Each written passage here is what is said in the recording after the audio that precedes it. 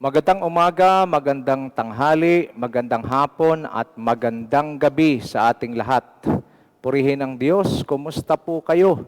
Nawa tayong lahat ay nasa mabuting kalalagayan, sa biyaya at patnubay ng Panginoon. So we would like to greet you tonight, a pleasant, powerful, blessed day to all of us. Purihin ang Panginoon sa buhay na hanggang ngayon taglay natin. And it's a good thing to praise the Lord. It's a good thing to worship God. Good thing to hear the Word of God, because man shall not live on bread alone, but by every word that proceeds out from the mouth of God. So ito po ang napakalinaw na binitawan ng ating Panginoong Hesukristo, that we can only live in this life. Material things, material or physical food is not enough for a person to survive or to live a satisfied, blessed life.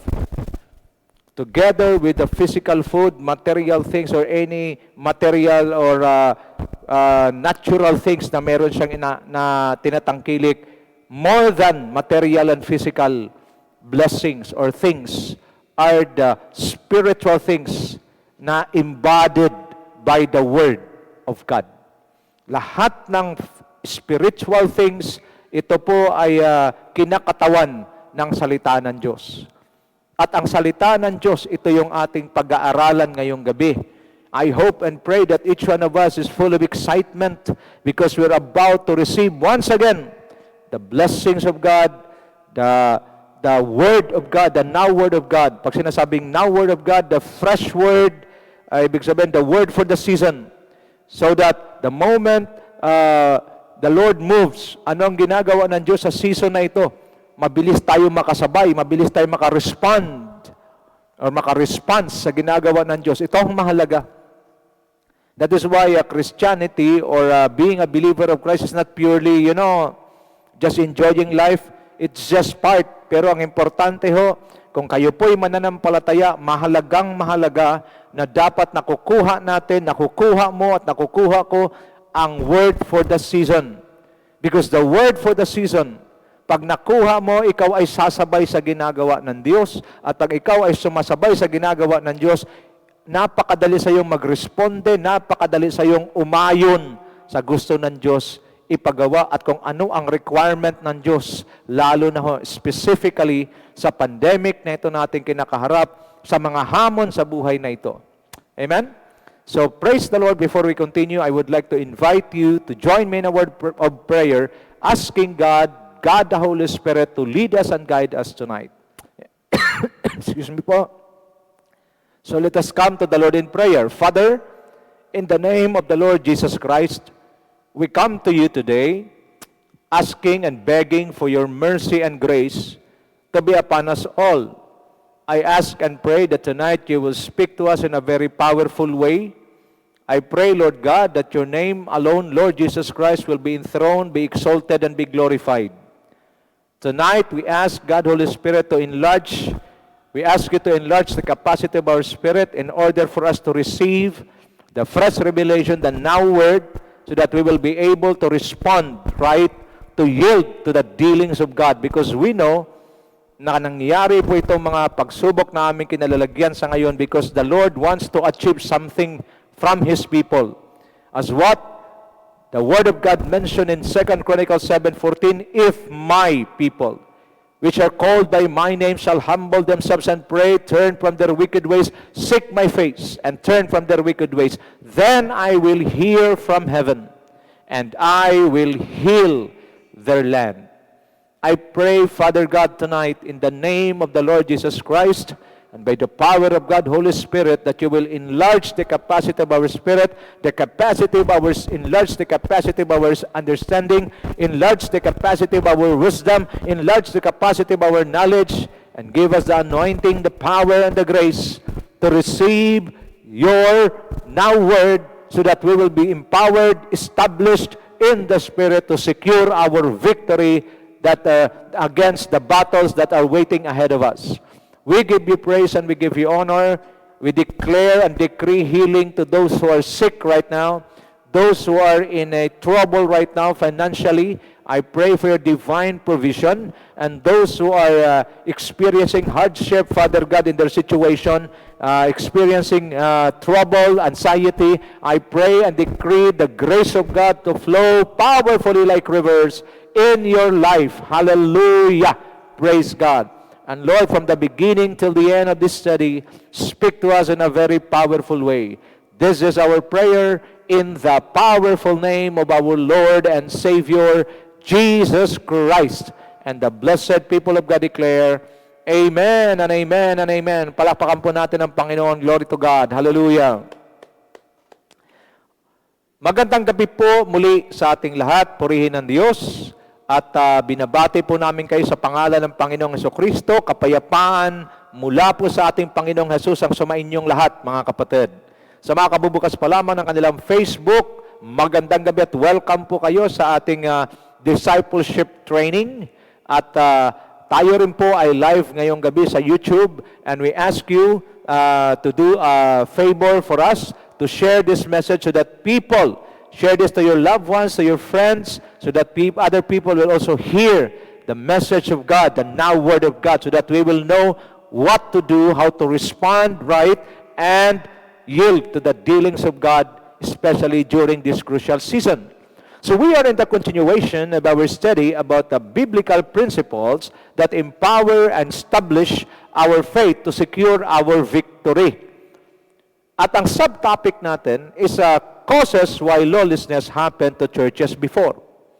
I still remembered in the 80s and 90s, usong-uso ho before yung church splits. So mapapansin po natin na itong mga kaganapan po before ay isa ho sa dahilan kung bakit maraming churches ng mga panahon na yaon, 80s, 90s, even in the early 2000, ay makikita natin that maraming iglesia po ay mahihina. Bakit? Hindi makapagpatuloy sa paglilingkod sa Panginoon kung walang gera palagi sa loob.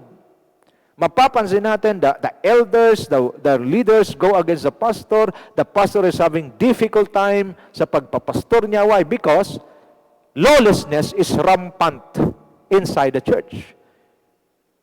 And that is a very devastating and frustrating story of the church before. So, I conducted a study so that ma-address natin because, sad to say, akala ko sa 80s and 90s lang siya natapos.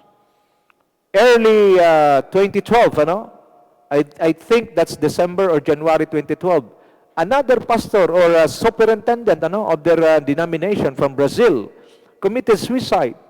And before he committed suicide, mayroon ho siyang suicide note, And sad to say, lahat sinulat na doon kung ano ang mga pinaggagawa sa kanya ng kanyang mga miyembro.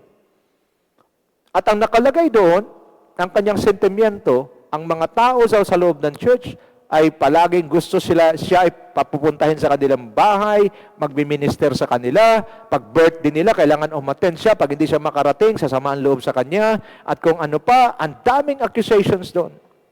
To the extent na sinasabi, pag ang mga tao daw aalis sa church, hindi man lang magpaalam, pinakamalupit, hindi man lang magpasalamat. At ito ho ang mga kaganapan noon, na kung saan ang mga tao feeling nila, yung mga member ng congregation, feeling nila they are the boss.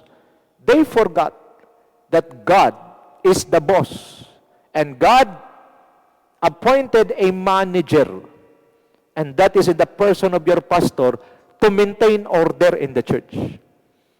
If the people in the church will not honor the appointed manager of the boss, what will happen?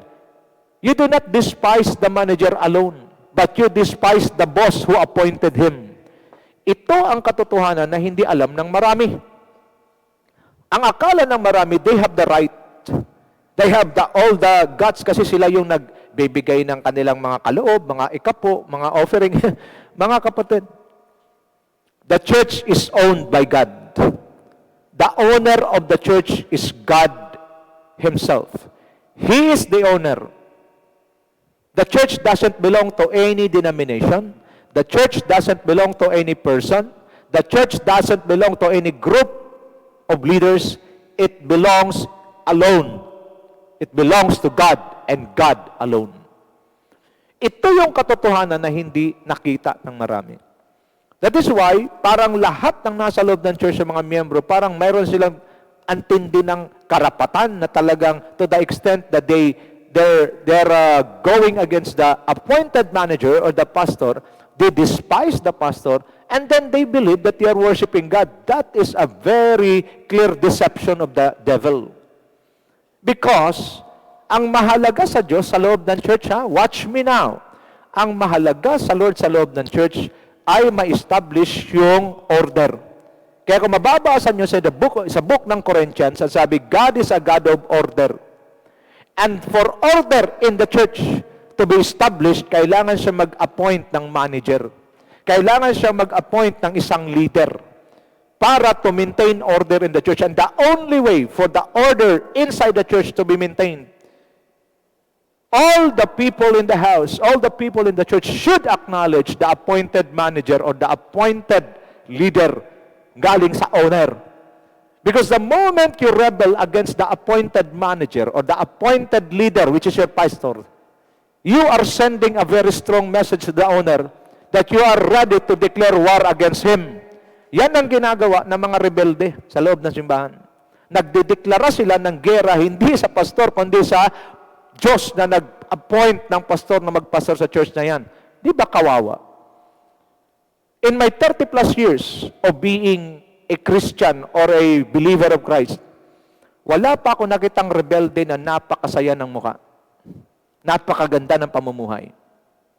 Ang lahat ng nag-rebelde sa appointed leader or appointed manager ng Diyos sa kanyang iglesia, na kanyang pagmamay-ari, linawin ko ang iglesia or church ay hindi pagmamay-ari ng denominasyon, hindi pag-aari ng sino mang individual person, hindi siya pag-aari ng grupo ng sino mang mga leaders. The church is owned by God and God alone. Pag lahat tayo alam natin na ang church ay pag-aari ng Diyos, walang magsisiga-sigaan, lahat ay susunod sa protocol at mandato ng may-ari. Sapagkat hindi kailanman, hindi kailanman, ititigil ng may-ari ang kanyang gagawin sa loob ng church. Why? Because gusto niya ang church niya magiging unstoppable, magiging powerful.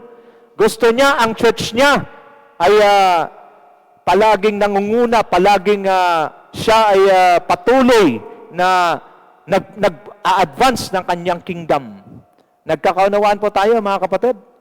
So dito mahalaga na makita ng bawat isa sa atin that the owner of the church is God, not any person. Kaya lang naman nagkakaroon ng pagkakaroon ng karapatan because hindi naintindihan kung sino ang owner ng church. The church belongs to Christ.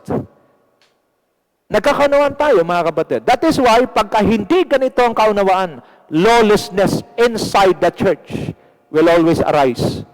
At pag palaging mayroong gera sa loob ng iglesia, between the leaders, pastors, the workers, even the members, what will happen? There will be no progress in that church. That is why, yan ang nangyayari. Sa halip na magiging patotoo, mabuting patotoo, nagiging katitihuran ang marami before. And sad to say, even in our present times, mayroon pa rin mga nangyayaring ganyan. And that is why dapat ma-address natin yan so that I will be showing you the causes of lawlessness that happened in the churches before in order for you to arrest the spirit of lawlessness and establish the spirit of order inside the church. Nagkakaunawaan po tayo. Ulitin ko muli para bumaunho sa ating espiritu. The owner of the church is God and God alone. Kahit ikaw ang nagpatayo ng iglesia na yan, iyo pa yung lupa mo, finances mo, buhay mo, galing sa Diyos. Magpasalamat ka na lang kung ginamit ka ng Diyos para maging instrumento para itayo yung iglesia nyo. Pero wag mawala sa isip mo, lahat ng meron ka, pati hininga mo at buhay mo, galing sa Diyos lahat. Kasi meron iba, ako nagpapatayo niyan. Hop! Tigil! Hindi ikaw nagpatayo niyan. Ginamit ka lang ng Diyos para ipatayo yan. Ang maganda lang, rumesponde ka.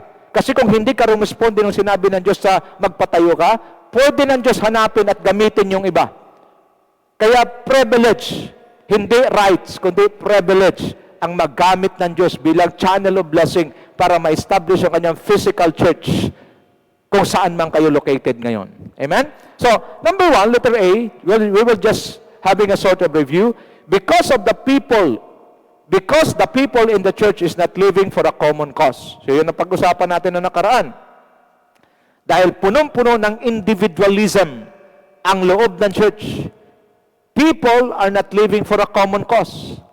Kasi maging mga pastor din noon, wala rin mga nagmi-mentor, wala rin nagpa-father sa kanila. So, talagang kanya-kanyang diskarte before. So, people in the church are not living for a common cause. So, what happened? Fulfilling the destiny or mandate that God had given to the church became impossible. Because if there is no unity, there is no common, there is no oneness in mind to finish the mandate and fulfill the destiny of the church. Napakahirap po. Nakita ho kayo yung mga bangka ng maraming nagsasagwan, yung mga dragon boat, yung mga nagkakarera. Mahirap po. Dapat kung ano sinasabi ng leader, pag sinasabing abante, dapat ang lahat ng sagwan pa-abante. Ang mahirap pag mayroon pa-reverse. Nagkakaintindihan tayo. Bakit sila isa lang ang kanilang pagsagwan? Kasi sinasabi ng leader, ang pupuntahan natin ay yung area na yun. So, abante ang kanyang turo. Ganon din sa church. If people are living full of individualism, full of self-centeredness, what will happen? Lawlessness. Ngayon, ang magari. Bakit? Because, pag ang bawat isa ay may kanya-kanyang interest, pag hindi nagustuhan at hindi na-fulfill yung kanyang interest, magkakaroon ngayon ng maraming complaints. At doon nagkasimula, yan ang nagiging breeding ground ng spirit of lawlessness in the church. Yung pagiging reklamador. Bakit nagreklamo ang isang tao sa loob ng church? Dahil hindi na-satisfy o na-suffice ang kanyang personal interest. Hindi niya kasi alam na pag ikaw ay nasa kabilang sa loob ng isang church, you are no longer on your own. Ang trabaho mo, kapatid, pag ikaw ay na-incorporate ng Diyos sa isang iglesia, ang tanging trabaho at layunin mo, paano ka magiging asset papunta doon sa fulfillment ng mandate at saka destiny ng simbahan mo, hindi maghanap ng personal interest mo sa ikaliligaya mo. At minsan, ang iyong pagiging asset doon sa fulfillment ng destiny ng church mo, nangangahulugan ng sakripisyo sa iyo, nangangahulugan na ikay bubunot mula sa bulsa mo, walang problema sa iyo. Bakit? Because you are not a liability. You are an asset to your church. Dito natin na-aresto ang spirit of lawlessness at na-establish natin yung spirit of order inside the church. Why the spirit of lawlessness was rampant before? Because people, instead of being one, having one mind, one purpose, one goal to fulfill the God-given destiny in the church through their pastor, most of the time, believer is more concerned of their own selves instead of living and working to fulfill God's given mandate, which is the reason of the existence of the church. Dito ba napakita po natin, mga kapatid? Ang iglesia na kinabibilangan nyo, saan man kayo located, kahit na naroon pa kasi sa mga kabundukan, may layunin ang Diyos sa iglesia na yan. At kailangan maintindihan ng lahat ng miyembro, lahat ng nakatira, lahat ng mga pinadala ng Diyos sa iglesia na yan, sa loob ng iglesia na yan, na siya ay dapat mabuhay sa iisang layunin. At ang layunin na yan ay ibinigay ng Diyos sa iyong pastor at ang pastor ang magdeklara kung ano yung inyong layunin, ano ang inyong isusulong, lahat dapat susuporta at wala dapat magsasagwan ng pakontra. You know, this kind of truth, pag palagi ninyong naririnig ito, maa-aresto natin ang spirit of lawlessness sa loob. Muli kong ulitin, maraming mga mananampalataya dismayado sa loob ng church. Bakit? because hindi namimit yung kanilang personal interest. When the Lord Jesus Christ came down from heaven, basahin niyo ang Bible sa Philippians chapter 2, 1 to 11, makikita niyo yung characteristics ng Panginoon. Never si Kristo bumaba sa lupa na dala-dala yung kanyang personal na interest. Ang dala-dala ni Kristo na siya bumaba sa lupa ay ang interest ng langit, interest ng Ama na nasa langit. Nung tayo tumanggap sa Panginoon at naging kabilang sa isang iglesia, ako po'y makikiusap sa lahat. Mula sa pastor hanggang sa pinaka-ordinaryong miyembro. Iisa lang po ang interest natin sa church na kinabibilangan natin. Bawat church ay may kanya-kanyang mandato na binigay ang Diyos, pero kung susumahin mo lahat ng mandato, papunta ito sa advancement ng kingdom ng Diyos. Kung kayo po ay miyembro ng iglesia, pwede nyo pong lapitan ng inyong pastor, or kung nasabi na ng inyong pastor, ipakita ninyo sa inyong pastor na kayo ay kanyang katuwang, kayo ay kanyang kaagapay, para sa ikakatagumpay at ikakasulong at ma-fulfill yung God-given destiny. The Lord Jesus Christ showed us a very clear example. Never ho siyang nagdala ng kanyang personal interest. Ang sinusulong niya simula na siya bumaba sa lupa at nagsimulang magministeryo, tanging interest lang ng kaharian at ng Ama niya nasa langit ang kanyang isinusulong hanggang sa kanyang huling hininga. Maiiwasan sana, maaaresto sana, madudurog sana, mawawasak sana ang alin? Ang mga bangayan, ang reklamuhan, ang siraan. Bakit? Because everybody in the house has no personal interest, but instead, everybody in the house is living for a common cause, to glorify God and to advance God's kingdom. Hindi lahat sa loob ng church kasundo mo. Hindi lahat sa loob ng church kaaya-aya sa'yo. At hindi lahat ng Kristiyano talagang pasok sa panlasa mo or kabagang mo. Pero bakit kayang palampasin ang bawat pagkakamali? Bakit kayang unawain? Alam niyo bakit? Because all the people in the house are living for a common cause. Nagkakaunawaan tayo, mga kapatid. Kahit hindi tayo magkasundo sa ugali o sa pamamaraan, pero kaya kitang unawain. Kaya mo akong unawain. Dahil iisa ang mandato na ating nilalakaran. Ito po sana. Patay ho ang espiritu ng chismis. Walang magchichismisan. Bakit? Kasi isa lang ang ating tinatahak na landas. Kung ang mga issues at concerns ay hindi sang-ayon sa ating mandato, binabasura kaagad natin yan. So walang problema. Tuloy-tuloy tayo. Nagkakaunawaan na tayo, mga kapatid. John 4:34, my food, said Jesus, is to do the will of Him who sent me and to finish His work.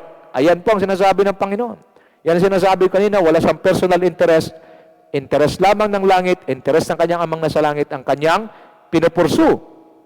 Philippians 2, verse 3 to 4, do nothing out of selfish ambition or vain conceit, rather in humility value others above yourselves, not looking to your own interest, but each of you to the interest of the others. Nakita niyo na ho, mga kapatid?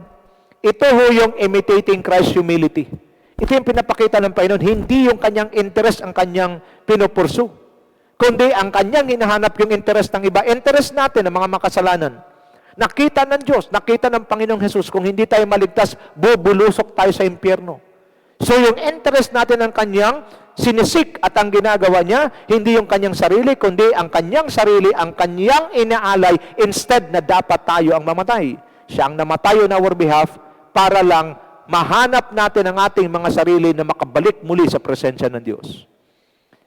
I hope and pray that tonight, we will arrest, destroy, eliminate, eradicate the spirit of lawlessness in the area of our personal interest. No more personal interest. If you are a true, authenticated believer, genuine believer of the living God, Pag sinasabi mong Kristiyano ka talaga, wala kang personal interest.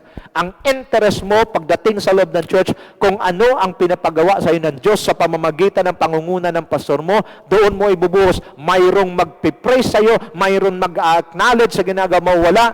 No problem sa iyo. Bakit? You are doing and pursuing, advancing the interest of God in heaven, advancing His kingdom. Period.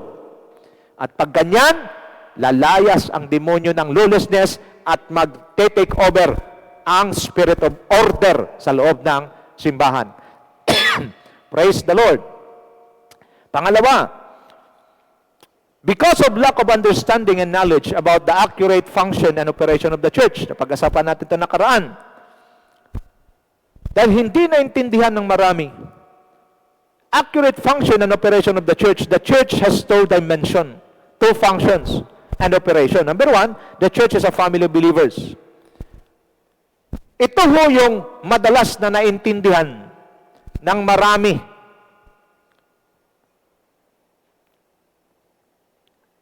Ito lang ho ang naabot ng kaunawaan ng marami, that the church is a family. Kaya kung mapapansin nyo, pinagmamalaki natin sa church namin, pamilya ho kami. Hindi ho kami nag-aaway, hindi kami nag-ganito. Pero, dapat maintindihan natin that the church as a family of believers is just the first step. Pagkatapos dapat na ma-establish yung family concept sa loob ng simbahan, dapat mag-migrate ang church sa highest level. And the next level is the church should become a training camp.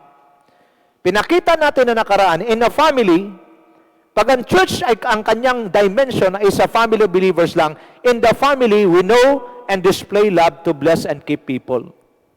Ito ho ang rampant at marami ngayon na dimension na kinabibilihan ng maraming iglesia. Takot mangaral ang pastor ng matalas na mensahe, offending message, kahit alam niya na mayroong dapat ayusin, mayroon dapat ituwid.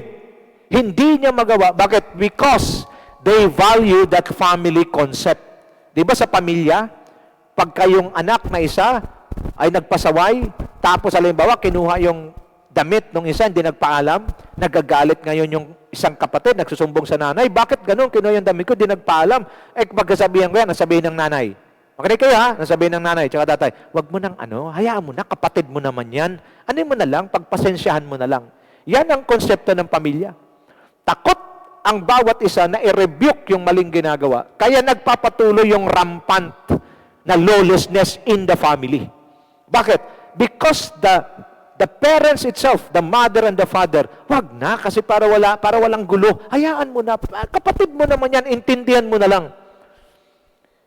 Ang isang pagkakamali at inaccuracy ng isang mananampalataya sa loob ng iglesia, pag hindi ito dinidil ng pastor at hindi niya ito i-confront, okay, anong mangyayari?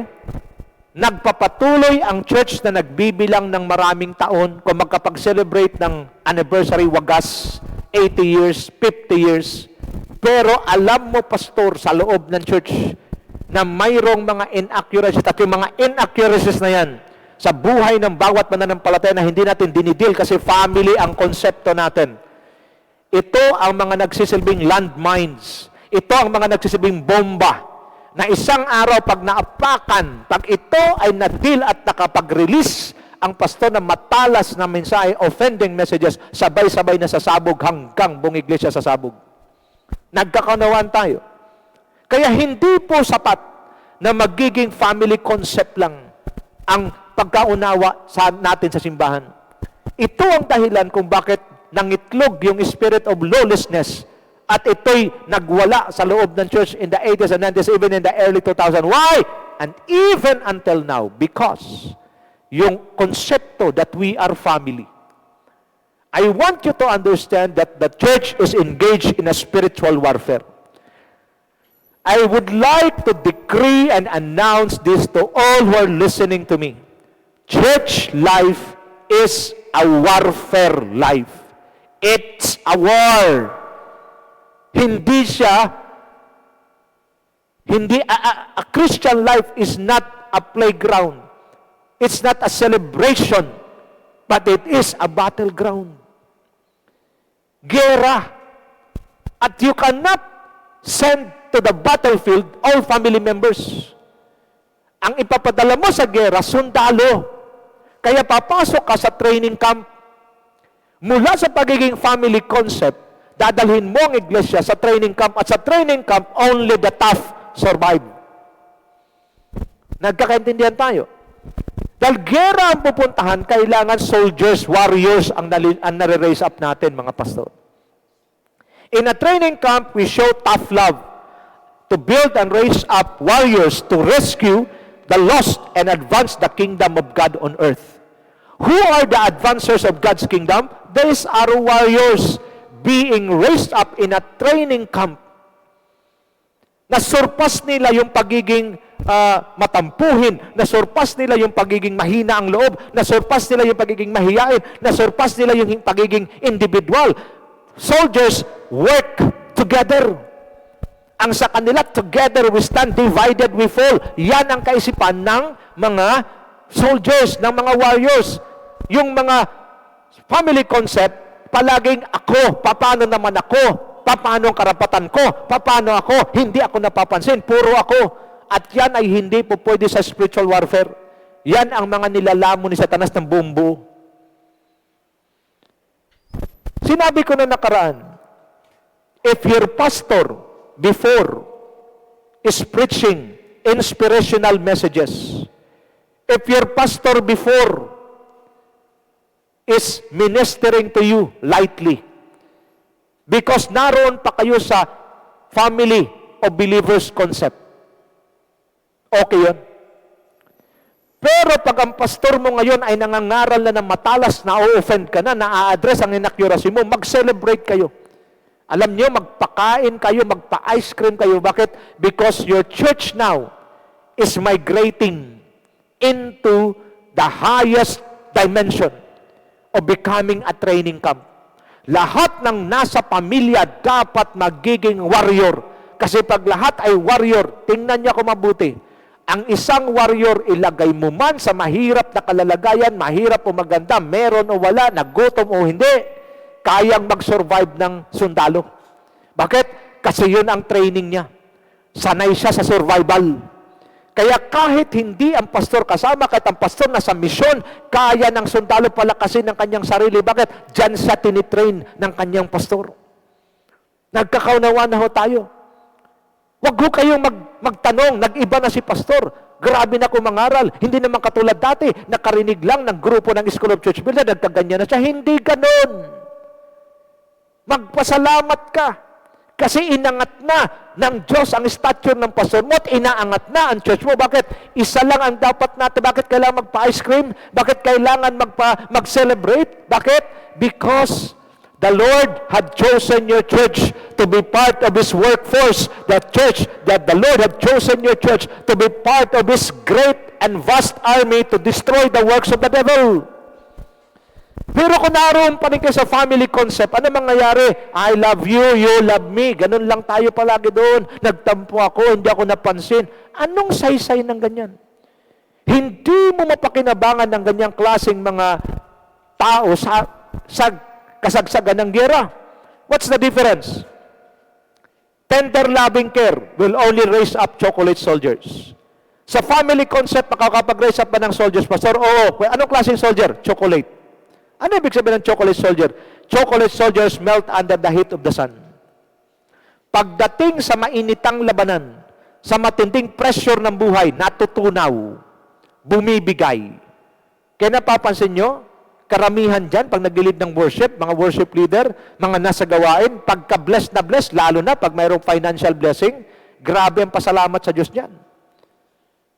You know, sa mga sanay na sa training camp, hindi na nila napapansin yung pagpapala, pag nagpasalamat dahil mayroong pagpapala, nginingitian lang yan ng mga graduates sa training camp.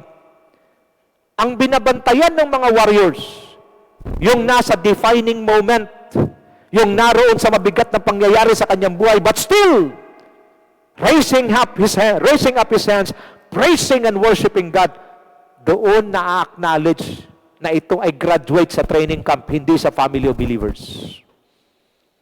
Chocolate soldiers. They are in full battle gear. Pero pagdating ng pressure ng buhay, nalulusaw. Samantala, yung galing sa training camp, tough love and trainings raise up tough, strong, and powerful soldiers who will finish the assignment and fulfill the mission God had commanded them. Ang mga warriors na na-raise up sa training camp, ito yung mga finisher. Ito yung mga breakthrough believers. They break through limitations. Why we need tough, strong, and powerful soldiers? Ephesians 6:10-12, finally be strong in the Lord and in His mighty power.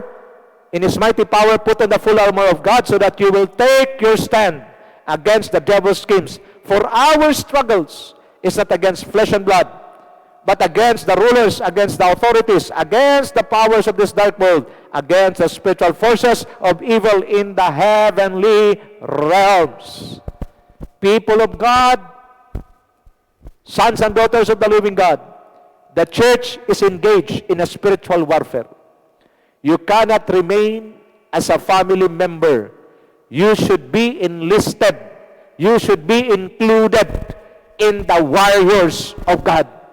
Convert, pastors, I admonish you.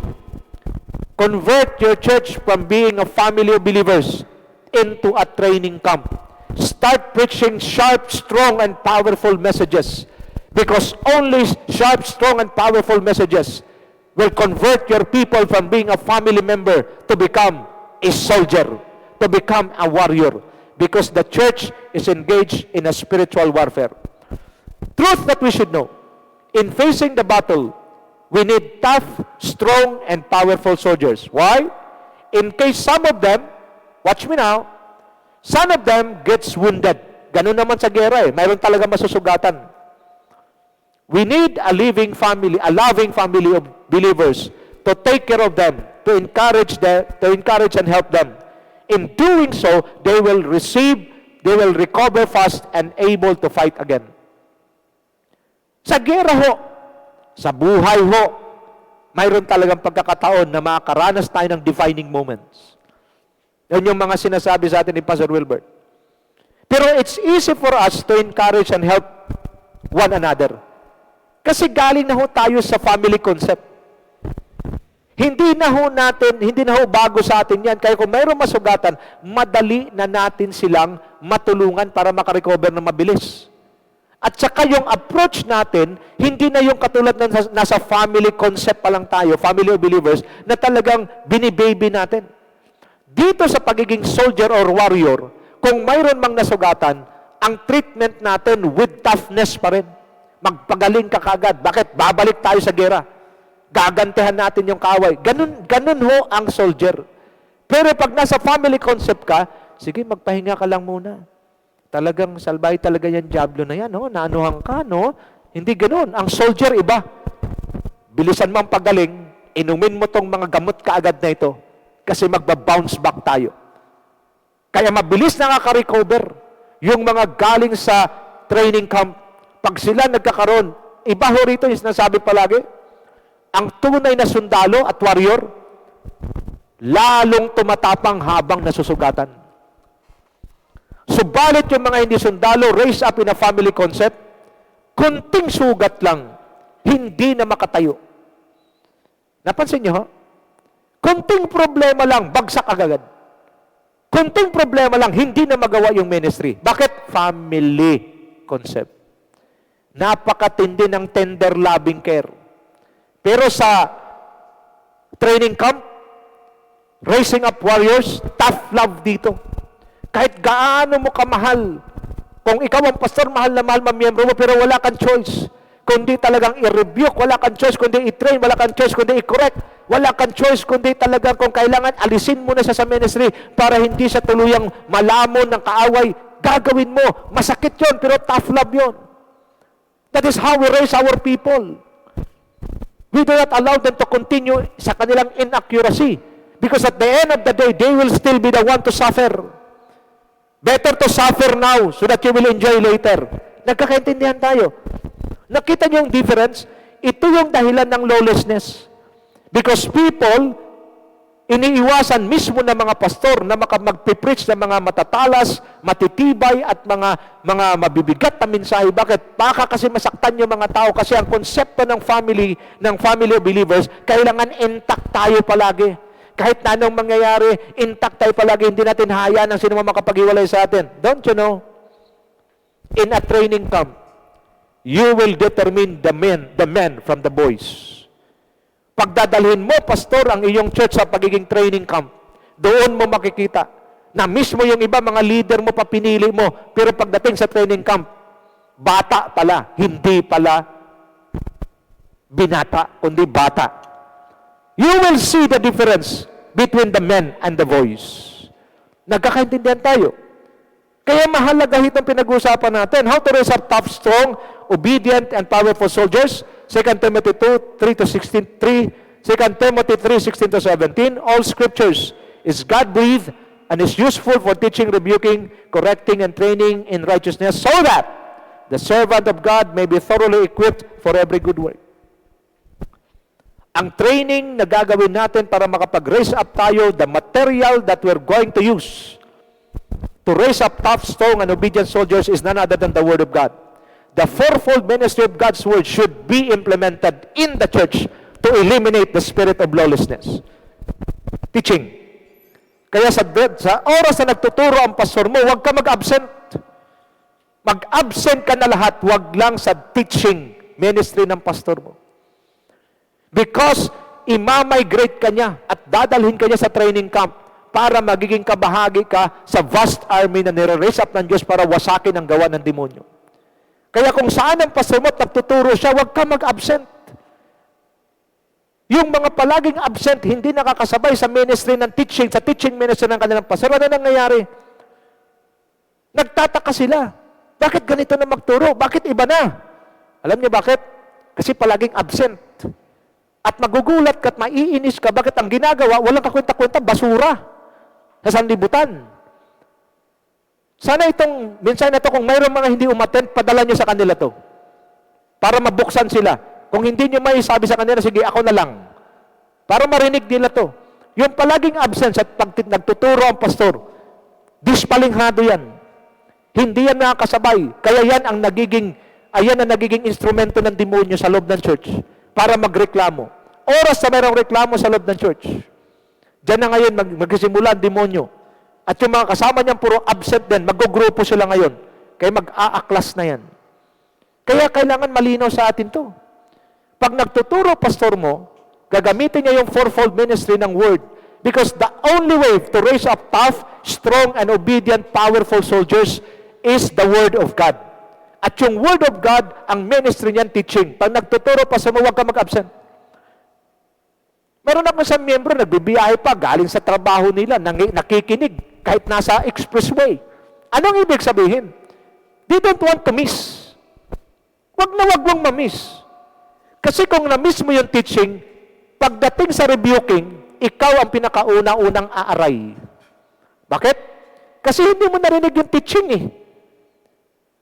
Kung ikaw ay nag-miss sa teaching, patay ka pagdating sa rebuking. Ano sasabihin mo? Grabe naman magsalita. Kala mo naman kung sino. Nakita mo? Kasi hindi ka nakakasabay sa teaching. Sa teaching, ituturo sa iyo lahat ng dapat mong gawin at ng dapat mong response or attitude pagdating sa mga bagay na pagtuturo ng pastor mo. Kaya pagdating sa rebuking, hindi na umaaray. Nagpapasalamat, naglalabgit pa nga yung iba eh. Pagka nire-rebuke sila ng pastor nila, bakit? Salamat pastor, kasi kung hindi niya ako nire-rebuke, baka mapahamak na ako ngayon. Marami ako mga naturuan ganyan. Sinasabihan ko, iwanan mo yan. Unbeliever yan. Iwanan mo yan. Yung boyfriend mo na yan. Nakinig sa akin. Ano nangyari? Nakagraduate sa pag-aaral. Ano nangyari? Maganda ang buhay ngayon. Nagpapasalamat. Naglalabgit pa nga eh. Alam niyo mga kapatid, itong fourfold ministry, ang sabi na, naturo nga ni Pastor Wilbert, ang pinaka rito sa apat na ito, ang magaan-gaan, yung teaching. Pero, magaan siya, pero dyan din naman nagsisimula yung basic na tutungtungan mo para tatagal ka rito sa tatlong natitira. Kaya pag ikaw ay palaging kasama ng pastor mo, nakikinig ka sa pastor mo sa kanyang teaching, pagdating sa rebuking, tanggap mo. Kahit na matindi yung pag-rebuke sa'yo, tanggap mo. Bakit? Kasi naano ka na eh. Na-marinate ka na, kumbaga, naibabad ka na sa teaching teaching ministry. Kaya pagdating sa rebuking, palagi ang sabi mo, tama po kayo. Tama po kayo. May tama po ako. O ganun dapat Nakita nyo? Kung sa teaching palagi kang absent, ikaw ang pinaka-numero unong aaray pagdating sa rebuking. Lalo na pagdating na sa correcting. Ni-rebuke ka na, pagkatapos kang i-rebuke, i-correct ka ngayon. Ito yung dapat mong gawin. Nakita niyo yung progress ng ministry ng word? Na pagkatapos kang pagalitan, sasabihin na sa iyo ngayon. Pagkatapos kang, kumbaga, ang rebuke kasi, ibig sabihin ng rebuke, strong disapproval. Hindi talaga si pastor papayag. Kasi ang tinatayuan niya, salita ng Diyos. So pag ni-rebuke ka, masasaktan ka, ituturo naman sa iyo. Iko-correct yung mali mong paraan. Nagkaintindihan? Ngayon, pag na-correct ka na, ano nang kasunod? Iti-train ka na niya. Na ano? Para maiwas ka na sa pagkakamali. Kaya wala ka dapat ditong palampasin sa 4 na ministry ng church, ng Bible na ito sa iyo. At itong 4 na ministry, the teaching, rebuking, correcting, and training, is the work of your pastor. Anong purpose? So that the servant of God, ang mga lingkod ng Diyos, ay magiging thoroughly equipped. Hindi lang ma-equip, but thoroughly, matinding-matindi ang kanilang preparasyon at pagka-equip for every good work, for every work that God wants you to do. Kaya pag palaging absent, walang connection yan. At pag walang connection, disconnected, dislocated, food for the devil. Nagkakaintindihan tayo? Kaya kung saan pastor mo nagtuturo, naroon ka. Pastor, may gagawin ako. Unahin mo muna. May panahon ka nga sa iba Ang problema sa marami, mayroong panahon sa ibang bagay, pero pagka-teaching na, gagawa lahat ng alibay para wag marinig. Don't you know? Watch me now. Look at me straight in the eye. Pagka sinasadya mong wag makinig sa pangangaral at pagtuturo ng pastor mo, napaka-unfair mo sa sarili mo. Kasi yung sarili mo, ninanakawan mo ng na-word, pinagkait mo sa kanya ang na-word, ninanakawan mo siya ng blessing, ninanakawan mo siya ng lahat ng napakagagandang pagpapala na galing sa Diyos. Yan ang ginagawa mo. Pero pagdating sa kabalbalan at mga walang kakwenta-kwentang bagay sa libutan, yun ang hinatupag mo't inuuna mo. I am not threatening you. I am just telling the truth. In the day of judgment, lahat ng ginagawa natin, mabuti man o masama, hayag man o lihim, pagsusulitan natin lahat sa harapan ng Diyos. God sent me to you tonight to rebuke, to teach, to rebuke, to correct, and to train ourselves to be thoroughly equipped to do good works. Pag sinasabing good works, doing righteousness or right things in the eyes of God and men. How can you raise up tough, strong, obedient, and powerful soldiers? Jeremiah 1:10, see, today I appoint you over nations and kingdom, to uproot, to tear down, to destroy, and overthrow, to build, and to plant. Before building in the Spirit and planting the seed or the Word of God in your life, first there will be uprooting. Yung bubunutin ho lahat ng nakasanayan mo. At anong pang gagawin? Punitin, sirain, wasakin, at i-overthrow. Bakit overthrow? Parang ang pinaka-picture na napakataas na bakod, na pag mayroon kang tinapon sa kabilang bakod, hindi mo na pwedeng balikan at kunin. Kailangan wasakin, durugin, sirain ang lahat ng spirit of lawlessness.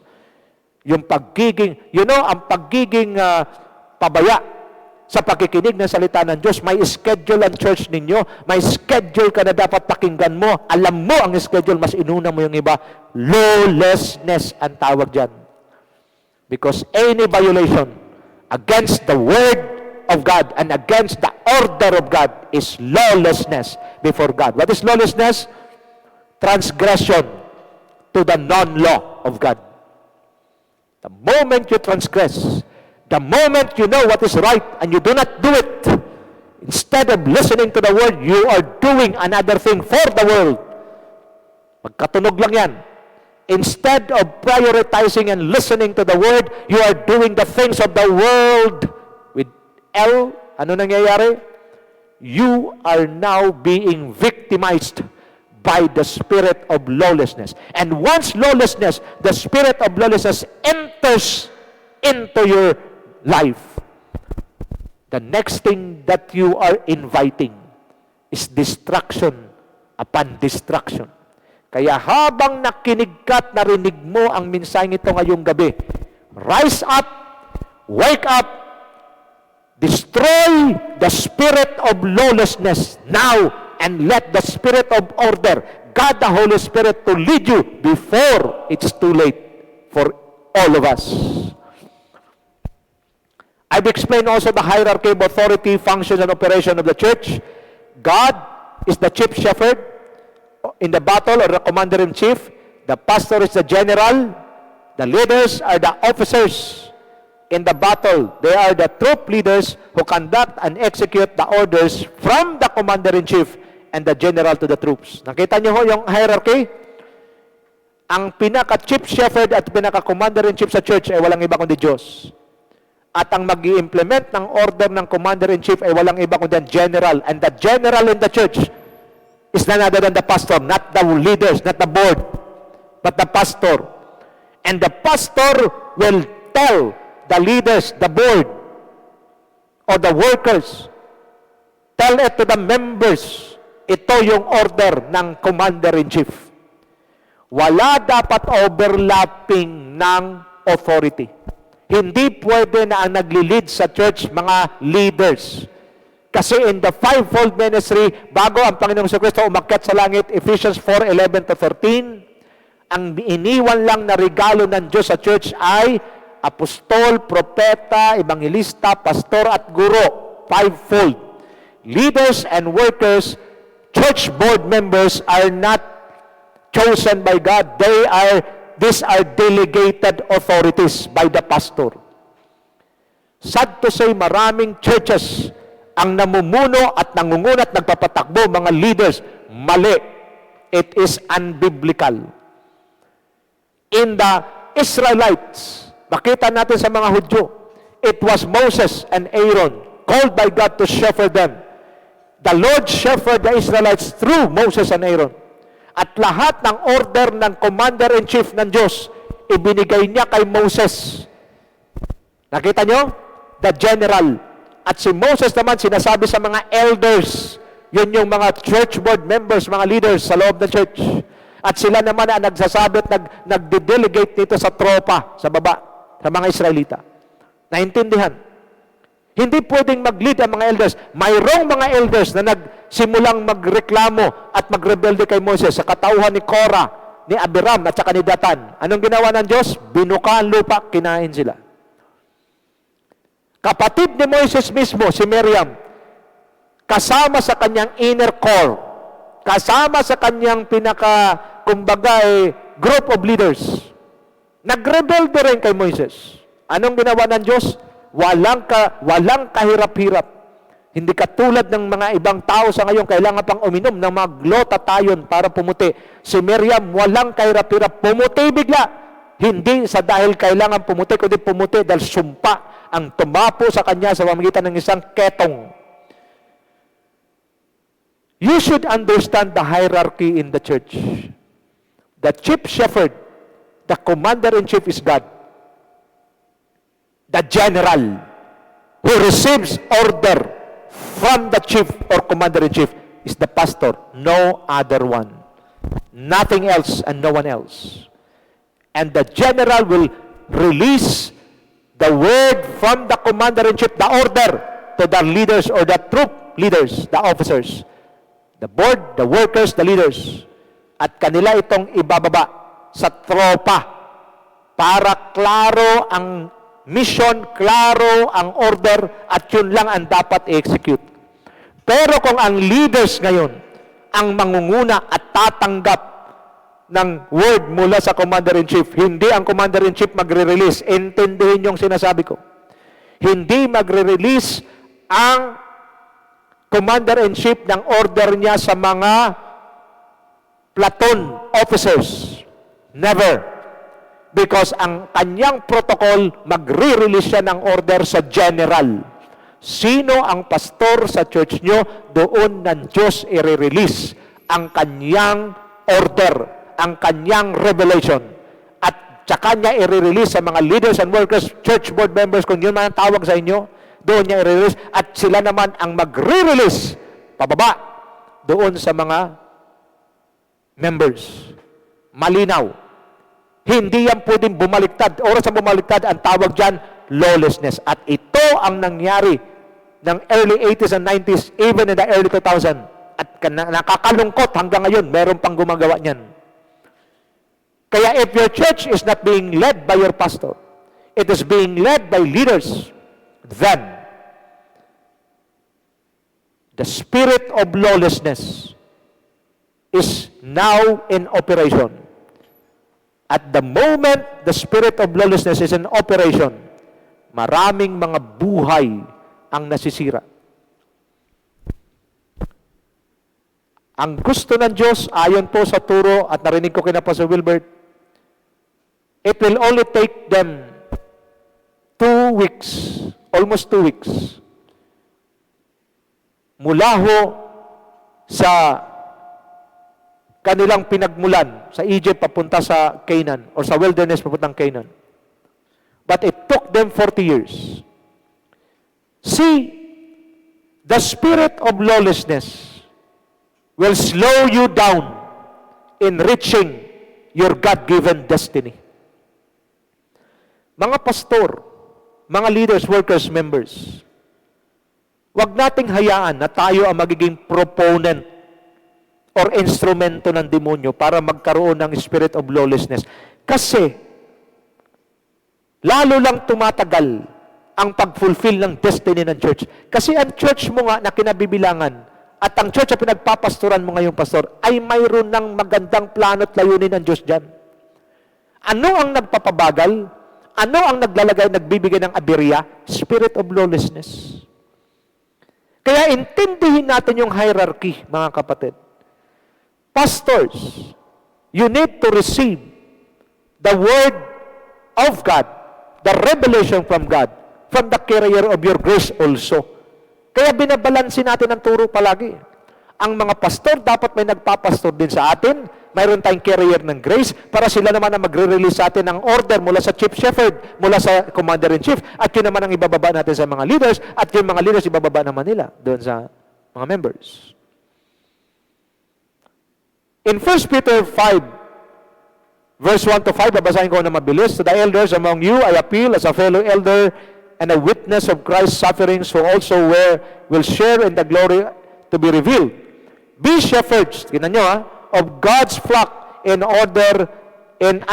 under your care, watching over them, not because you must, but because you are willing, as God wants you to be, not pursuing dishonest gain, but eager to serve, not lording it over them, entrusted to you, to those entrusted to you, but being examples to the flock. And when the chief shepherd, who is the chief shepherd, the commander-in-chief, the Lord Jesus Christ, appears, you will receive the crown of glory that will never fade away.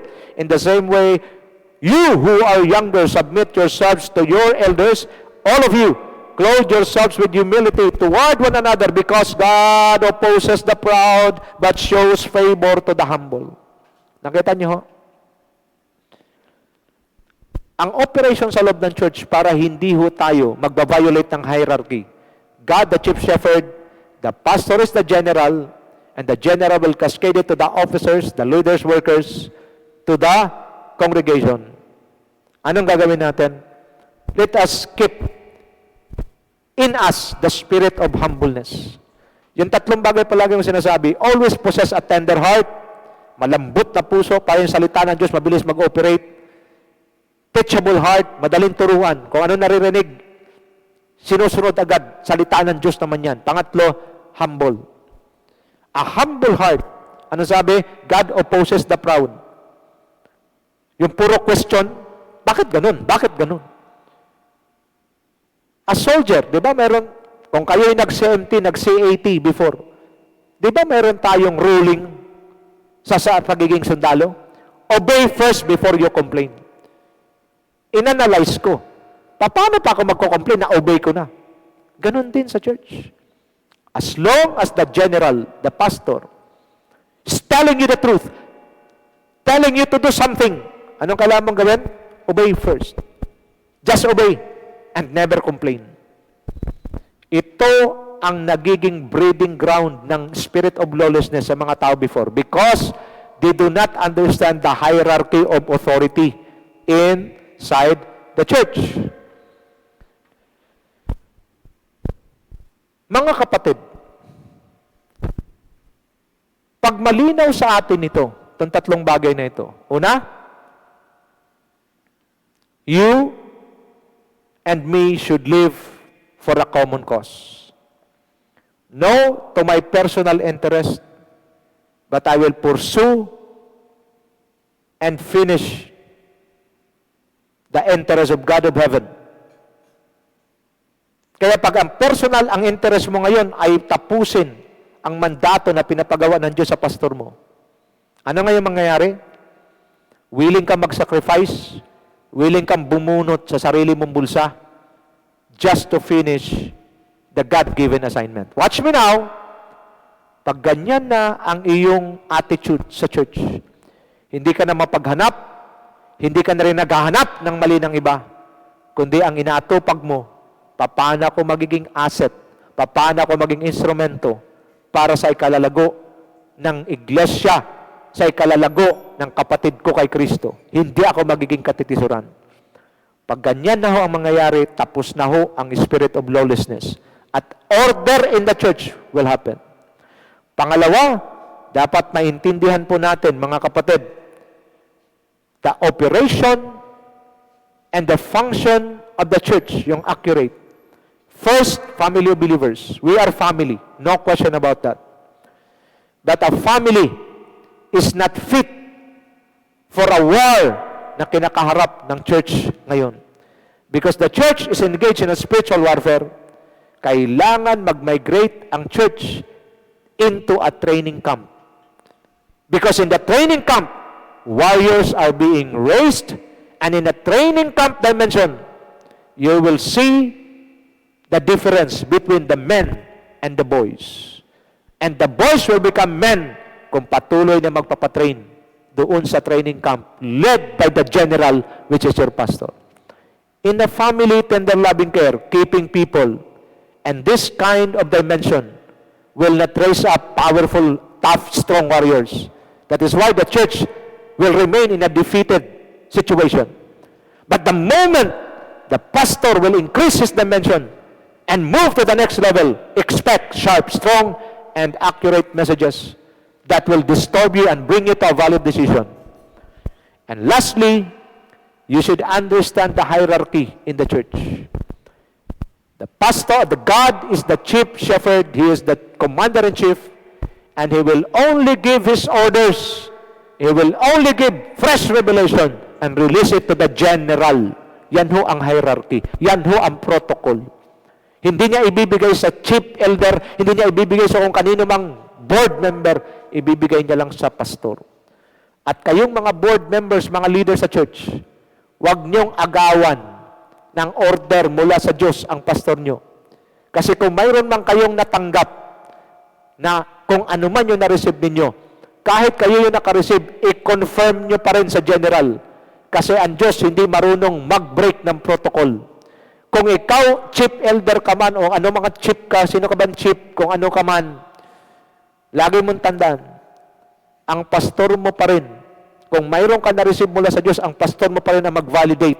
Kung mayroon kang na-receive, kung ano man yung na-receive mo galing sa Panginoon, hindi mo yan pwedeng i-implement ng gusto mo lang. You need the approval of the general. Because the pastor is the ultimate authorized, authentic recipient of the fresh word from God, the order from the chief, commander-in-chief, at yan ang kanyang ibababa sa mga officers, at ang mga officers naman, tutulungan siya nitong magbaba sa mga members. I hope that tonight, klaro ho ang pamantayan ng Diyos at isusunod natin sa susunod na Huwebes. Pag-aralan natin yung iba pang pamantayan, even the principles of connection. Napakahalaga ho niyan, mga kapatid, na ating pag-uusapan. God bless you all. Pagpalain kayo at ang inyong pamilya. Ganun din ang inyong iglesia. Mga kapwa ko, pastor, pagpalain nawa kayo ng Diyos kasama inyong pamilya at nawa patuloy tayong lahat na lumago sa paglilingkod sa Panginoon, sa kaunawaan at sa grasya ng Diyos. God bless you all. Your table will never run out of food. There will always be food at your table. The works of your hands will be blessed. And the Lord God will bless you in everything you do. Salamat po. This is my prayer in the powerful name of Jesus Christ our Lord, and all the blessed people of God declare, Amen and Amen. Shalom.